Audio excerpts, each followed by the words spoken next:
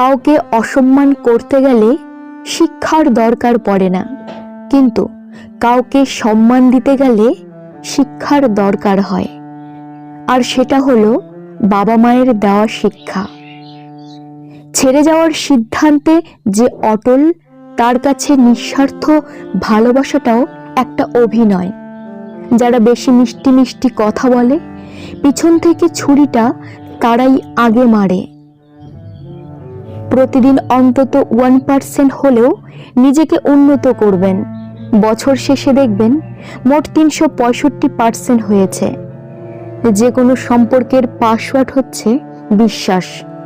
মানুষের বেঁচে থাকাটাই অস্বাভাবিক, মরে যাওয়াটা স্বাভাবিক। আজ হয়তো সময়টা খারাপ, কিন্তু সারা জীবন থাকবে না। তবে আজ যাদের চিনে নিলাম, তাদের সারা জীবন মনে থাকবে।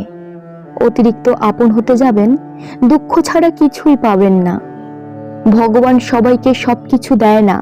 হয় কাউকে দিয়ে পরীক্ষায় ফেলেন, নয় কাউকে না দিয়ে ধৈর্যের পরীক্ষা নেন। জোর করে কোনো কিছুই পাওয়া যায় না। ভাগ্যে থাকলে কেউ কেড়ে নিতে পারবে না।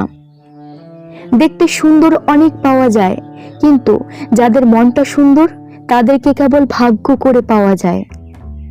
যে তোমাকে অবহেলা করবে তাকে ধন্যবাদ দিয়ে দূরে সরে যাও, কারণ তার অবহেলার কারণেই হয়তো তোমার জীবনে উন্নতি হবে। অবহেলা থেকে মানুষ অনেক কিছুই শিখতে পারে। অবহেলায় মানুষের জ্ঞান শক্তি বৃদ্ধি হয়। অবহেলা মানুষের ঘুমন্ত মস্তিষ্ককে জাগ্রত করে দেয়। কাউকে যতই কাছ থেকে চেনো না কেন, মন খুলে সব কথা কখনোই বলো না। মনে রেখো, এ যুগে বিশ্বাসের মর্যাদা কেউই রাখে না। জীবনে যদি বারবার পড়ে যান, তবে পথটাকে বদলান, স্বপ্নটাকে নয়। কারণ একটা গাছ তার পাতা বদলায়, জায়গা নয়। মনোবিজ্ঞানীরা বলেন, কেউ যদি তুচ্ছ বিষয়েও অনেক হাসেন, তবে সে ভেতর থেকে খুবই একা। যদি কেউ অতিরিক্ত ঘুমায়, তাহলে সে অসুখী। যদি কেউ কম কথা বলে, কিন্তু যেটুকু বলে খুব দ্রুত বলে, তাহলে সে কিছু গোপন করছে। যে কাঁদতে পারে না, সে দুর্বল প্রকৃতির। যদি কেউ অস্বাভাবিকভাবে খাবার খায়, তাহলে সে কোনো মানসিক চাপে আছে। যদি কেউ একটুতেই কেঁদে ফেলে, তার মানে সে নিরীহ এবং কোমল হৃদয়ের।